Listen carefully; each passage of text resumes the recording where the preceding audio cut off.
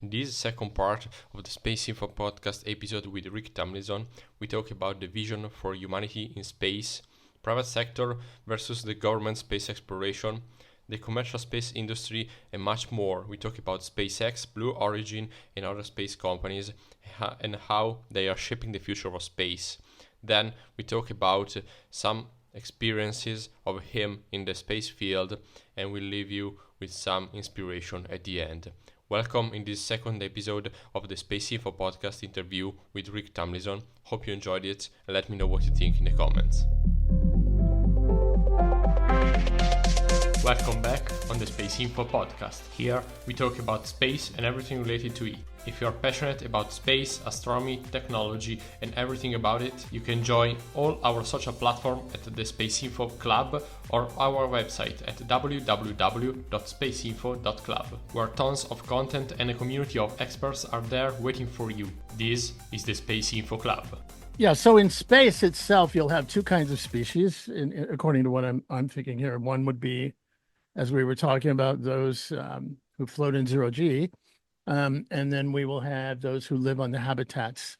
They will be the most human-like of all because they will be able to come back and forth to the Earth. Although maybe they have some adjustments to their ears so they don't worry about the thing spinning, right?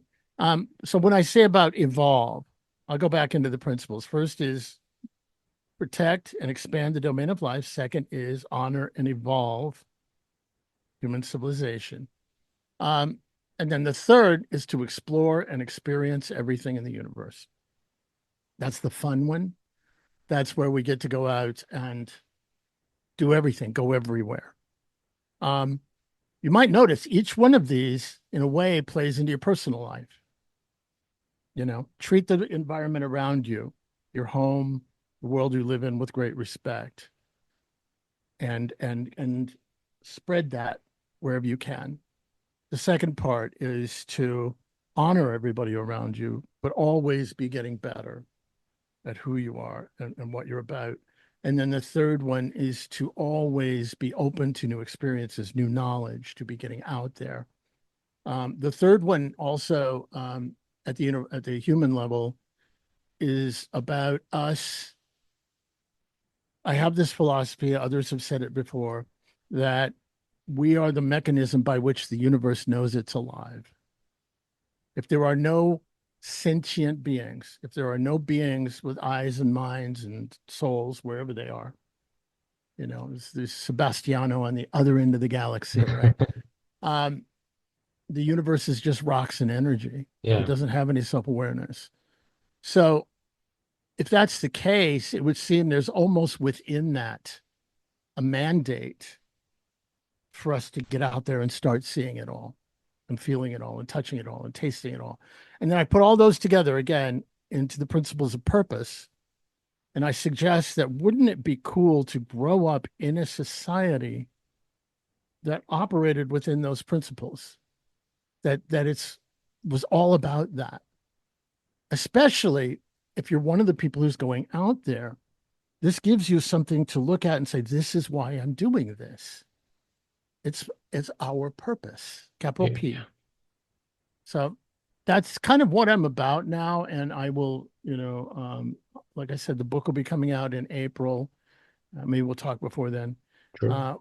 But that's what Earthlight's about. And I just think that it's important because, there's a lot of people in different parts of our culture. Excuse me, I'm moving here a little bit, but there are a lot of people in different parts of our culture who are projecting the past onto the future, and, basically it's a bunch of European American white dudes going out to steal more property from the people that live there. And look, the things that happened in the past have been terrible.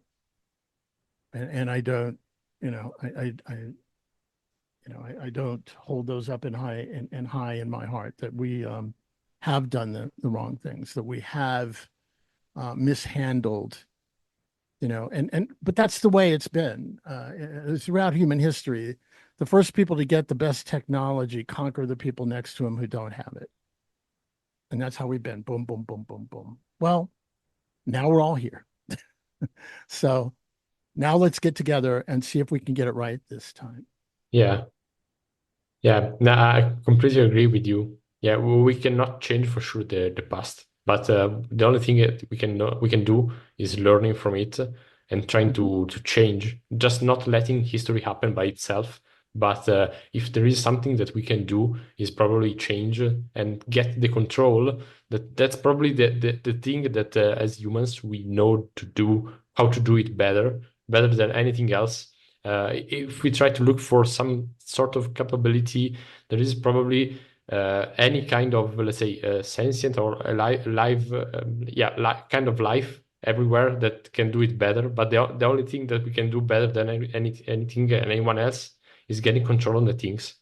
And so, yeah, probably we should, let's say, exploit this capability that we have to model the future. And something that I really like about what you were saying is this sense of purpose, which is so strongly connected to the to the soul of people.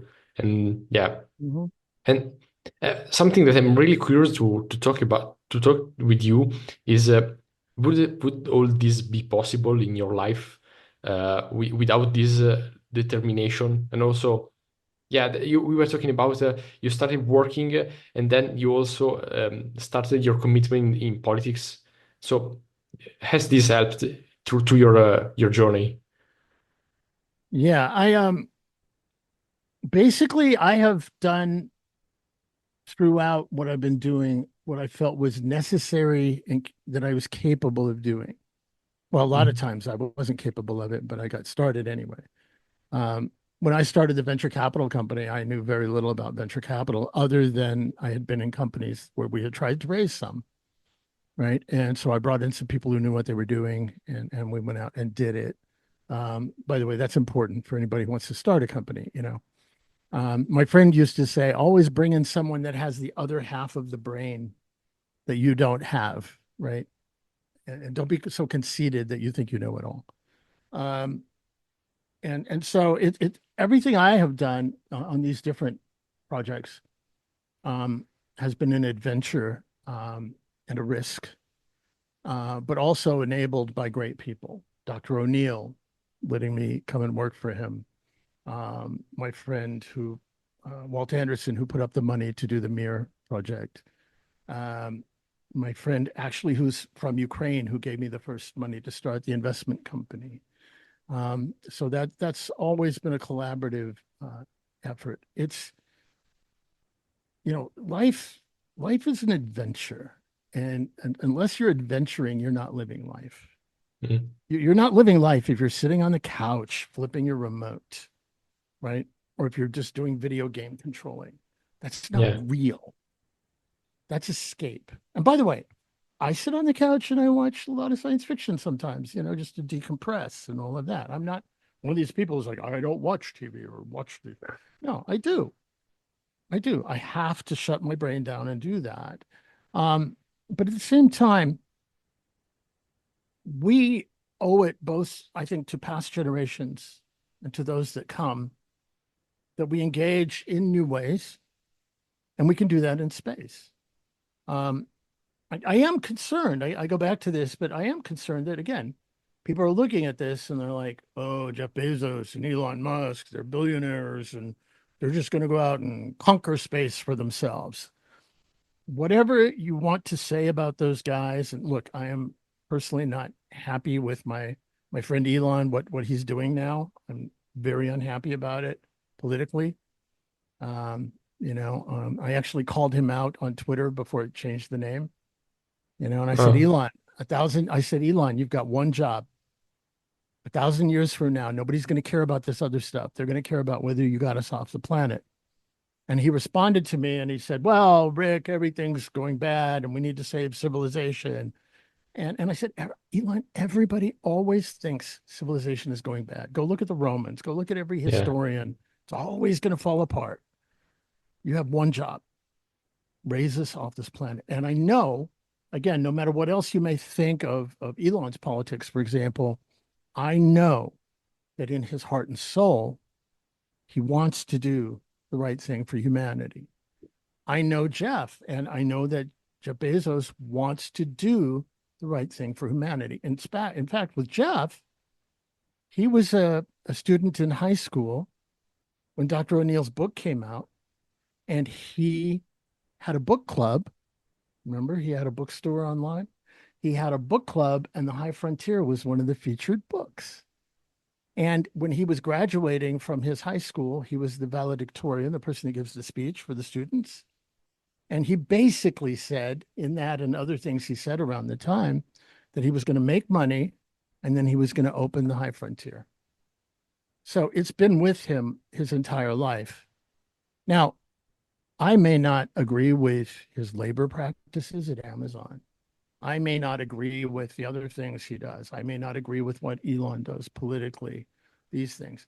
But I do know that in their heart and soul, they're trying to do this grand and important thing. Whatever else you want to say about them, this is a good one. And so the fact that they are taking their own money, the money they have made in their companies, and some people might say they made it on the backs of others, but let's be really clear. There are a lot of billionaires on the planet who have made money on the backs of other people. In fact, that's the capitalist system, right? And look at what they're doing with their money. You know, I mean, great. Bill Gates is trying to help people, and there a lot of people are trying to help people. But there are other people buying great big yachts and just that, you know, and they're worried about being famous and all of this. Whereas you have these guys, yes, maybe they're doing that too, but they're trying to help us get off the planet and expand, because our governments are not doing a good job, and so they're stepping in. Yeah, indeed. I think that you just hit the very center of the topic I was trying to introduce. Indeed, the fact that politics basically is sort of instrumental to a bigger purpose. And probably also what Elon is doing is, as you say, he perfectly recognizes his purpose, but needs support also in that sense. And probably he couldn't do without. Mm-hmm. Mm-hmm. I don't know if it's also what you think. Maybe I'm losing the sight of something, but yeah, I don't know. No. I mean, it's puzzling to people on the outside. It's very disappointing, for me, where he's gone lately. And again, I was part of the group that helped allow him to get the contract to fly in space. And I just wish he'd stay out of all of this. Just build rocket ships and electric cars and solar panels and tunnels under the ground with the Boring Company. Great, do that. But don't get involved in this other mess, because it's a total mess. And certainly don't pick the wrong team, but I don't want to go too far into that. But look, I think that, again, there's a bigger picture here. Wait a minute. Well, before going on, I'm very proud to let you know that the SpaceInfo Club is the official media partner of the New Worlds event. Well, also, the Cowboy and Cowgirl Award winners of this year have been announced and will be presented at the event the 1st and the 2nd of November in Houston. I can tell you that the Space Cowgirl Award goes to Vanessa Weiss, the director of the Johnson Space Center. We are very proud to present Vanessa for this award. Her remarkable career at NASA, culminating as the first African-American woman to lead a space center, has been defined by tireless efforts to inspire and motivate young people for all backgrounds to pursue a career in STEM. And then the Space Cowboy Award goes to Cam Gaffaran, Houston Space investor. Well, Cam embodies the visionary leadership that drives the future, and he helped elevate Axiom Space into a commercial space leader and also funded Intuitive Machine. Well, I think that you have heard about these two companies, and particularly about Intuitive Machines, which is the first private company to land on the moon. And also, you will see a lot of other events at the New Worlds this year, the 1st and the 2nd of November in Houston, Texas. You can get your tickets on the website by clicking in the link below, which is an affiliation link between the SpaceInfo Club and the New Worlds event. We are very proud to partner with this event. Being a media partner with them is an honor, and we are very happy to share this event with you. Let me know in the comments what you think, and also if you take part of this event so we can meet them. And now back to the video. And most, by the way, a lot of the companies that are coming up, like Rocket Lab, you know, or even Blue Origin, which is Jeff Bezos' company, they stay out of these things. You know, SpaceX isn't involved in the politics. The lady who runs SpaceX is a lady named Gwen Shotwell. She's amazing. She's the one who's keeping everybody just like, let's go, let's get the work done, let's build the next one. You know, I've been down there, I've seen them. It's a little south of me. That's why I'm pointing this way, right? I've been down there. I've seen them. You know, last time I was there after the first launch, there were 7 starships that I saw in different stages of, now they've flown 3 more, I think. So there's at least 4. They probably built more. He's going to keep building them and crashing them until he figures it out, one step at a time. Build it, fly it, break it, study it, build it, fly it, break it, study it, build it, fly it, break it, study it. I think there may be one coming up. You know, I don't know when this is going to be on the air, but there's going to be one probably coming up in the next few days, where they're going to try and land, you know, the first stage back at the pad. Yeah. So these are incredible things. Jeff's moving a little bit slower. I wish he would move faster, but he had to go through some changes and such. But you know, he's going to have the New Glenn, which is going to be amazing. What I'm really concerned about, in a sense, is that that the governments of the world, or certainly my government, supports them rather than trying to control them Yeah. too much. Yeah. Also, one of the things that may be discussed, but maybe we can avoid going too deep into the topic, is the fact that every time that the administration changes, also the points of that administration, also the priorities will change, and this is for sure detrimental for the whole thing, because you cannot just plan space over 4 or 5 years from now on. You need for sure a wider view, a deeper view in time. And probably also this is a contributing factor to the fact that we are bonded to this kind of support, but we should try to get away from it and do what we want to do without too much being bonded to the government support. Even though probably the government is one of, let's say, of the main fundraiser in the sense of giving money to support this kind of economy, at least nowadays. Yeah, look, the government is where the money is, the big money, you know, even bigger than the billionaires, in this case, in the US. And it's interesting because, you know, since Kennedy, there hasn't really been a leader with the vision. Like, we're going to do this, and we're going to do it in this amount of time, and let's go. Right. And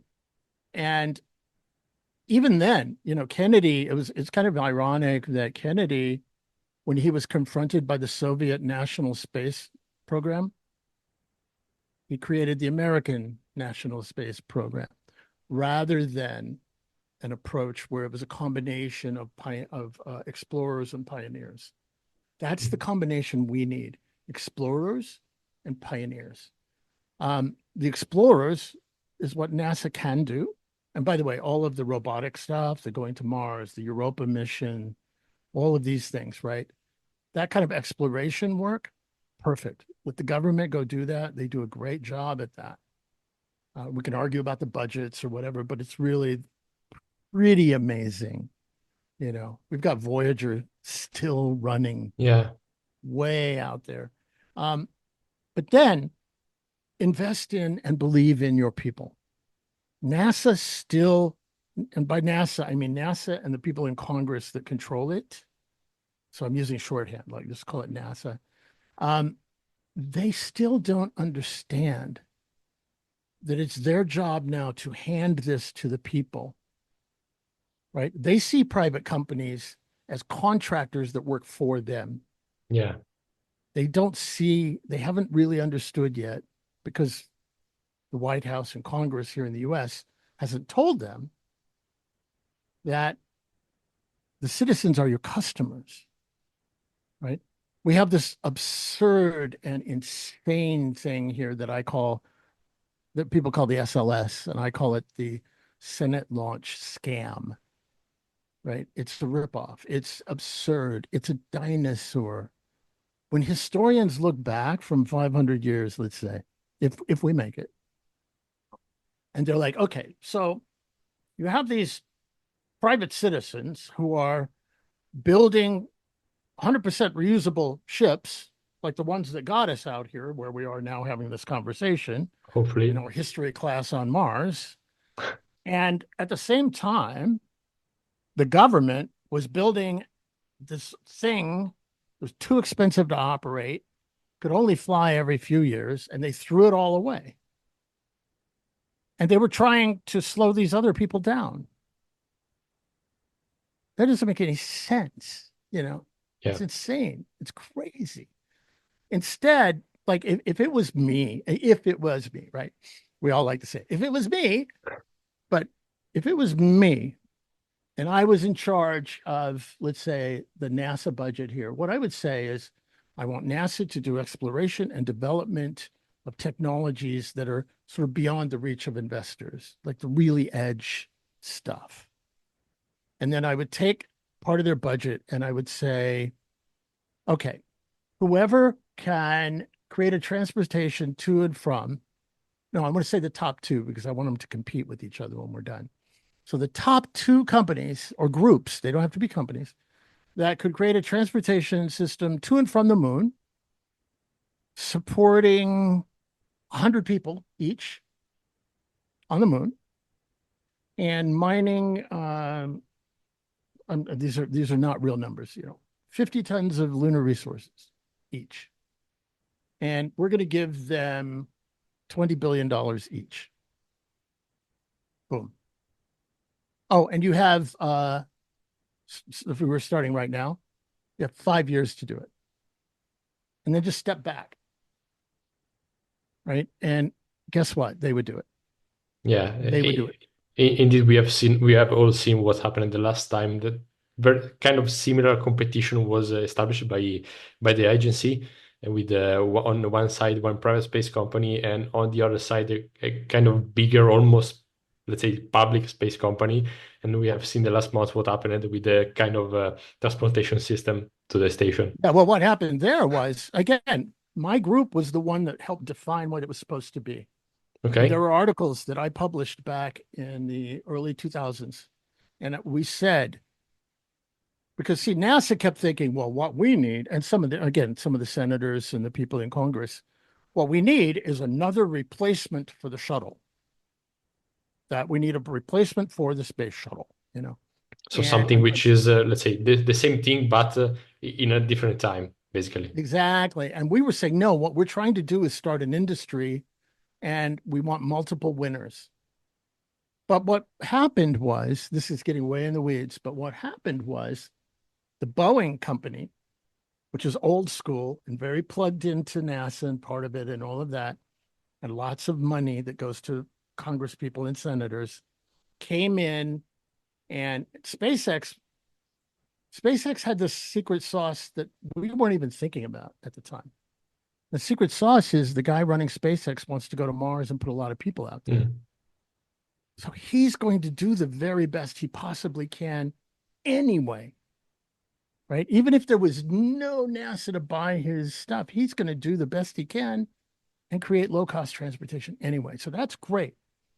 Then you have Boeing roll in with their lobbyists giving money. I mean, I would love to see where all the money goes, right? Look at the paper trail. And what happened was Boeing is charging more to do the same job that SpaceX is.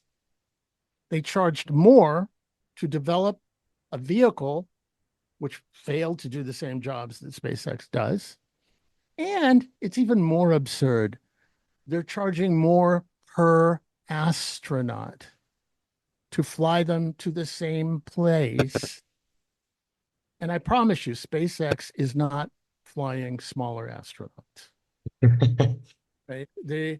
It's insane. It's like you have this idea for this sort of competitive industrial environment, and then these guys come in and warp it all out of shape. But we have that sort of one thing that's saving us is you've got this guy Elon and SpaceX. They have a destination and a goal that's bigger than that. So where we are. Yeah, and it's something that now I'd like to talk about is orbital stations, because Mhm. yeah, I think that yeah, maybe some people are thinking about, okay, we have a final destination which is not let's say well, not a final one, but it will be an intermediate one in the future for sure. But for now, we are looking from the surface to the sky, and basically it's a sort of star we are pointing in that sense. But we still need intermediate stations indeed. So what was revolutionary or the edge 30, 40 years ago was a space station, and indeed was done by the government. But if it is something is going good on this side, is probably this kind of thing, because private companies are now going to build private stations and replace the, let's say, the public one. And so maybe this is a positive thing in this kind of trend, and it is going to happen very soon. We know that, yeah, again, SpaceX is going to decommission the whole station by 2030 or something like that. Yeah. So again, all of these stories there's so much behind them. Like in most people don't know that around, I'm going to get the date wrong, but around 1989, a former astronaut named Joe Allen had a company called, and he was going to fly the Industrial Space Station. And it was human tended. In other words, the astronauts didn't stay there. It would just do certain processes and industrial stuff. And NASA killed it. They squished it like a bug because at the time they were trying to commercialize the shuttle. That's why Oh, you'll okay. see that old picture with the astronaut says for sale, right? That goes back to that period, right? Um, and and then when we came along with Mir, they crushed us because they were trying to build their space station, right? And because we were a threat, they couldn't go in front of the public in Russia or the United States and say we're spending billions and billions of dollars to build this thing, and then you've got this little tiny thing next to it called Mir. Maybe it's got a dirt floor.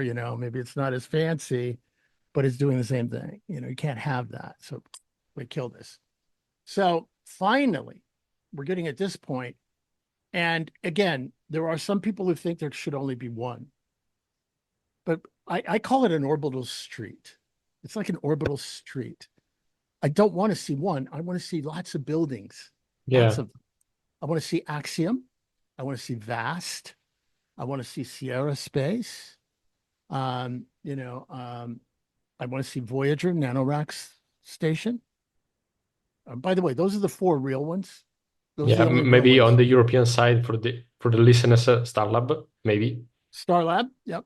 And I want to see all of those, right?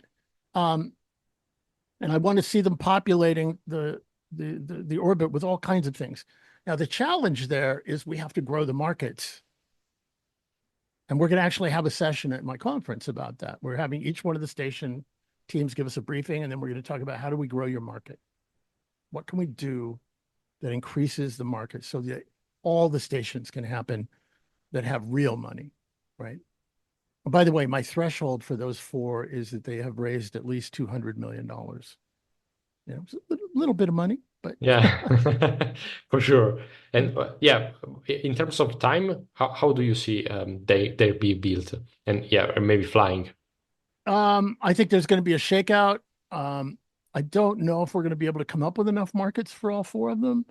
Um, I think that maybe we get two of them would be good. Mhm.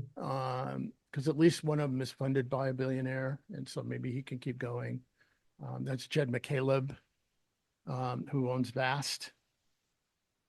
So he's kind of got some independence.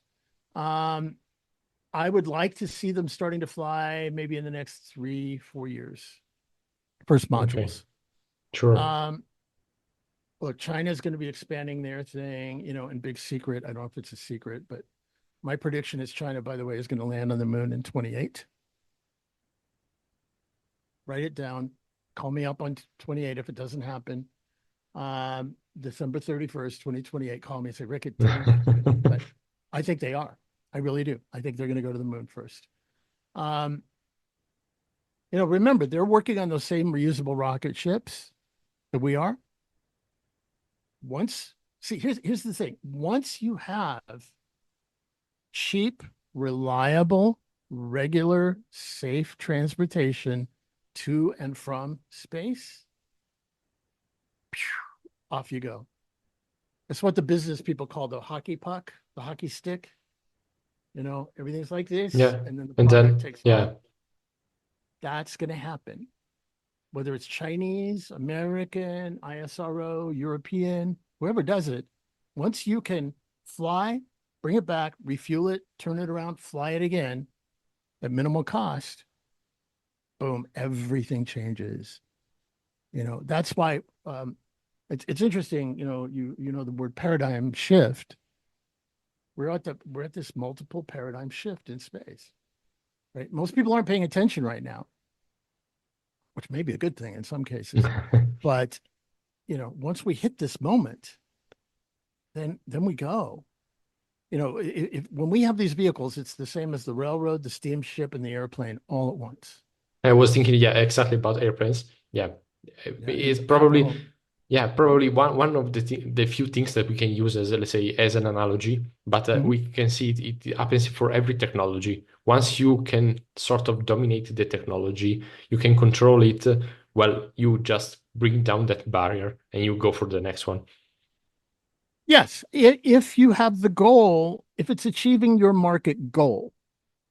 Now, in the case of space transportation, because you could become a dominant and just say, screw it, I'm going to keep prices high and I'm not going to let anybody go.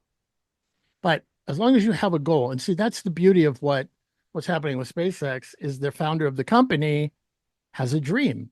Yeah. And he's driven by that dream, right? And that dream is to put 1 million people on Mars, right? That's great. I hope it works out for him. But in the meantime, I'm more interested in the vehicle than I am whether he's got 1 million or whatever on Mars. There's a whole lot of questions about that. But in the meantime, just get us the vehicle and we'll do the rest. Let's get the people out there. Let's give them access. And again, that's the thing that's happening now. You and I, even me, in our lifetime, may be able to afford to buy a ticket to go. And your listeners. And I'm not blowing smoke. It's really happening. That's exciting. Yeah, for sure. I think that a lot of people talk about it. This is the new era of something. This is a sort of revolution, things like that. But this will be the real revolution of our century, probably even more. Yeah. Absolutely. Yeah, it's an exciting time to be alive. It's scary, but we have to make it through this because on the other side of this, a friend of mine once said, or said recently, he said, this is the storm before the calm, So I think the bright stuff is coming, but we have to support what's happening. We have to be smart. We have to do our research. We have to know what we're talking about. And then let's just go. Yeah. Now, before closing, I'm very curious to talk about the book coming out April next year. Mm-hmm. Okay. Well, the book is basically what I've been talking about, except without the politics and technology. I'm just talking mainly in the book about the spirit of it, the principles of purpose. I do talk about that what I call permission to dream idea. And I do a little bit of history in the book where I talk about how the most ancient of humans, the ones living in the fields in Africa, right? And their universe was everything within the firelight that they could see, and then the sky, right, with the stars. And so that's what they knew. And everything beyond the shadows was deadly and dangerous and scary. And people who went out there at night often didn't come back, right? And so they populated them with, demons and whatever would be out there. And then the heavens were amazing, but they didn't know what they were. And in their minds, they were heavens. And in the heavens, the only way you could go to the heavens, whether it was Valhalla or heaven or whatever it is. Mhm. The only way you could get there was to die. So they weren't trying to go to space because you couldn't. That was a stupid thing to think about. Because that's where the gods and the spirits and the angels live, right? So then we get a little smarter as we move into Copernicus. And Copernicus basically says, look, there are objects out there and they're real objects and things like that. And, and we're not rotating, we're rotating around the sun. And then it's like, wow, and it's funny because if you think about it, like somebody was like trying to be cool at a party in Rome, let's say, back in like 1400, right? And they're at the party and they're like explaining the celestial spheres and how God has placed all the planets and the sun to rotate around the earth and explaining it in great detail. And everybody's like, that dude is cool. That guy, he's got it all figured out, right? Then you go after Copernicus and that same person's an idiot, right? Yeah. Because everything's changed. And so, but then it was like, okay, well, they're planets and stuff, but there was really no talk of us going out there. We were just kind of aware of them. You start to get a few little stories and ideas, very rarely of like, let's go. And then we start getting into the 1800s and then some of the more of the ideas. And then we get to Goddard and Tsiolkovsky and von Braun and these people, and they're flying rockets. And it's like, wow, we could fly rockets and go there. Remember, as long as it was heaven, you couldn't even dream about going. You had no permission to dream Yeah. of going into the universe, right? But then we have rocket ships and not rocket ships, but rockets and launch vehicles, and people could go. And it's like, wow, somebody can go. And then it became about the governments going. And that was the Apollo program and the Soyuz program. And so then it was just government employees. So you could have permission to dream about going, but you had to become a government employee or an astronaut. And then it gets to the point of just recently, which now, if you have a lot of money, you can have permission to dream about going. That's about to change now. And we can give ourselves permission to dream that you and I and your listeners will have permission to dream that they can go. And everything changes. And that's the first part of the book. And then the second part of the book gets into the principles of why we go and what's important and how we go. Wow. It's just a matter of, I'll end very quickly, a very quick story. The opening of the book, I talk about when my mother passed away. And what happened with her, she had an accident and we lost her. And I had been in the field already for 20 years or so at that point, doing the regular thing, startups and organizations and politics, And I was kind of broken at that point. We had buried her that day. I was out in a field in a pasture in my parents' house on the night. And I walked outside to get away I just had to get away from everything that was happening. And I walk outside and there's a beautiful half moon and crescent moon. And then there were horses and the grass and the crickets and the little sounds. And it was beautiful, right? And I just sat there, and because those are the kind of moments when you're open, you're kind of, your shell is broken. And I'm sitting there and I'm looking up and I'm like, what am I doing? And I'm just looking at the stars. And in that moment, I kind of just let myself fall up. And I urge your listeners to do that sometime at night. Just go fall up and let yourself feel that. Let yourself feel what that is. And I just felt in that moment two things. I felt the mother down here. I felt my mother, but I felt the mother world and like the love for this planet that was just overwhelming. And then I kind of felt like it was almost like a voice, like a calling in me that said, are you coming? Are you coming? And I was like, oh my God, yes, I'm coming. We're coming. Let's go. And that changed my life.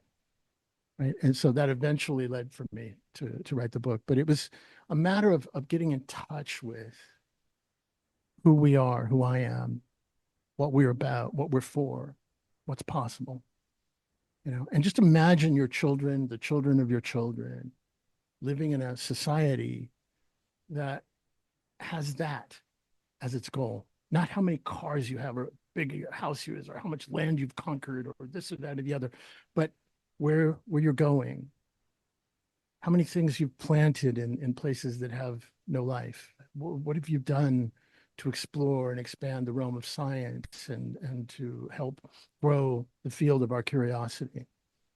That's the kind of future I want to create. That's a future worth living into. So anyway, that's it. Yeah, I think that this is the best way to let our listener